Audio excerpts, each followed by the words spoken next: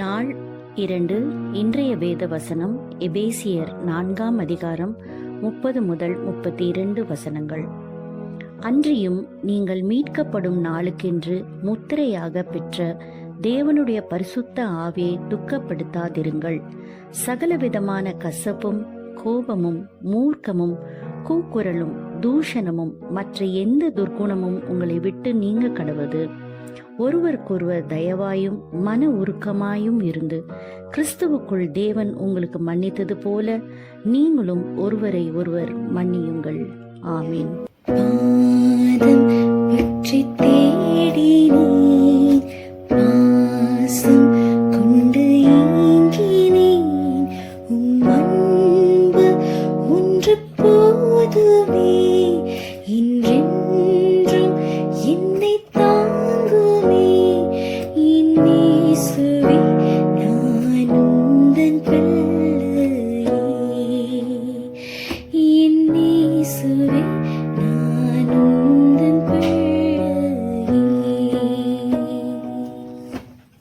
கிறிஸ்துவுக்குள் அருமையானவர்களே, இந்த நாளிலும் சாம்பலோடு கூட தொடர்புடைய 3 நபர்களை குறித்து சுருக்கமாக நாம் சிந்திப்போம்.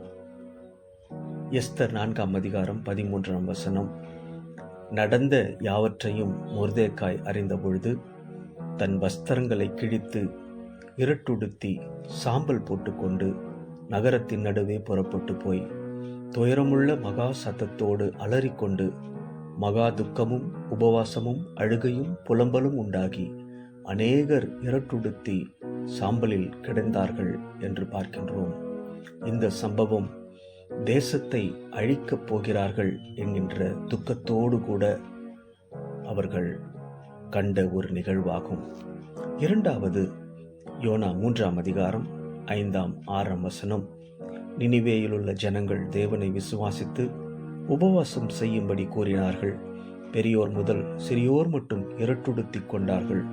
இந்த செய்தி நினிவேயின் ராஜாவுக்கு எட்டின பொழுது அவன் தன் சிங்காசனத்தை விட்டு எழுந்து தான் உடுத்தி இருந்த உடுப்பை கழற்றி போட்டு இரட்டை உடுத்தி கொண்டு சாம்பலிலே உட்கார்ந்தான்.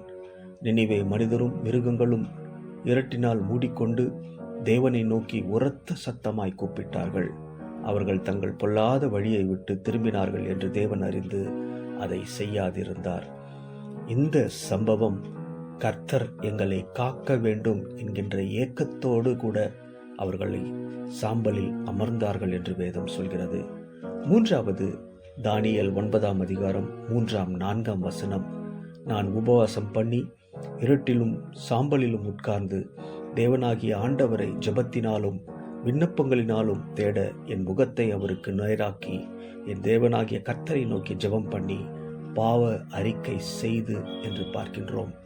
இந்த சம்பவம் அவர் தரிசனத்தை அறிந்து கொள்ள வேண்டும் என்கின்ற நோக்கத்தோடு கூட சாம்பலில் அமர்ந்தார் என்று பார்க்கின்றோம். இந்த 3 சம்பவங்கள் இந்த நாளிலே நம்முடைய வாழ்க்கையோடு கூட தொடர்புடையது.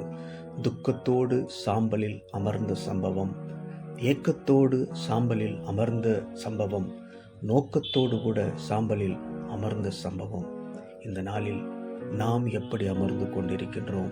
கர்த்தருடைய பாதத்திலே நம்மை எப்படி நாம் ஒப்பு கொடுத்து அவருடைய கிருபையை பெற்றுக்கொள்ள தகுதியானவர்களாக இருக்கின்றோம் என்கின்ற சிந்தனையோடு கூட இந்த நாளை நாம் துவங்குவோம்.